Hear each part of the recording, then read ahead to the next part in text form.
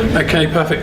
Welcome to Heart Speakers Television on a very, very special night. My name is David Banfro and I am with the founder of Heart Speakers Club, or one of the co-founders of Heart Speakers Club, the one and only Bob Ferguson.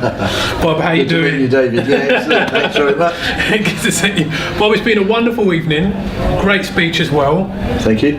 Tell us, well, we've got a few questions for you, but okay, the first one, tell us, when you started out 20 years ago, did you envision where this club would be right now? No, I thought we would end up where we are. I hoped we would end up where we are. In other words, I hope what we would build, Viv and I, is a club that would be strong enough to carry on its own right, even when Viv and I weren't part of the club.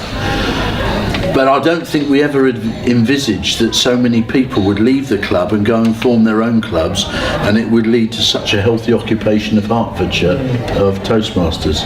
So it's exceeded my expectations, certainly. And when you first started out, what were those expectations? I mean, compared to what you've said now, what were you expecting when you first started out? From the club or from myself? Both.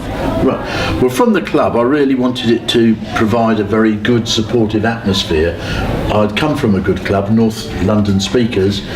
It was really good, it was very encouraging, and I wanted the same thing in Hertfordshire. Particularly I wanted nervous people who came in to feel it was an area where they could try and it didn't perhaps succeed, so that we knew we could build the confidence. And in fact, I can tell you one lady who joined us, Glynis Smith, I remember to this day I was sat at the back of the room and I could see her top lip trembling when she started to speak. She was so nervous, and yet within 2 years she was speaking to a conference of health professionals. So really good growth, and that's just what we hoped for.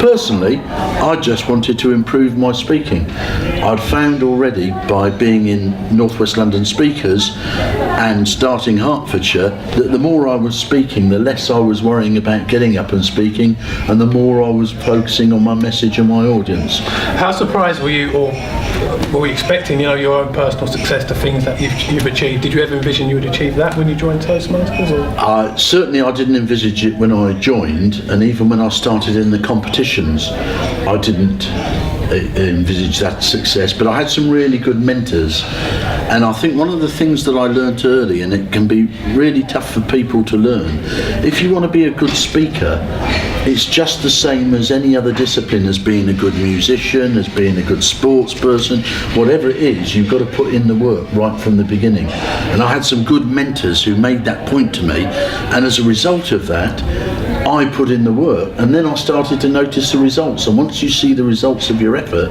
then it all becomes worthwhile. And of all the things, that you've been and you've seen, and you've seen a whole lot since being here, what's the proudest moment for you personally, being at Heart Speakers, all those 20 years? What would it be? It would be tough. I really enjoyed winning the international and going to America. That was a fantastic experience. But I think the experience I loved the most was winning the humorous speech contest, because I can understand when people tell you that you're making 300 people laugh, that it's just like a drug. You cannot wait to get the next gag out so that people start laughing, and it just feels absolutely fantastic. Amazing. And since in this 20-year period, because the club's changed so much, what are the biggest changes you've seen, and what do you hope for our club in the future? The biggest changes, although the system modernises, it doesn't change in its core. So I think one of the things that I've seen is consistency rather than change. The way we teach people to speak still basically remains the same, even though we get more modern materials. The way people build their confidence still remains the same.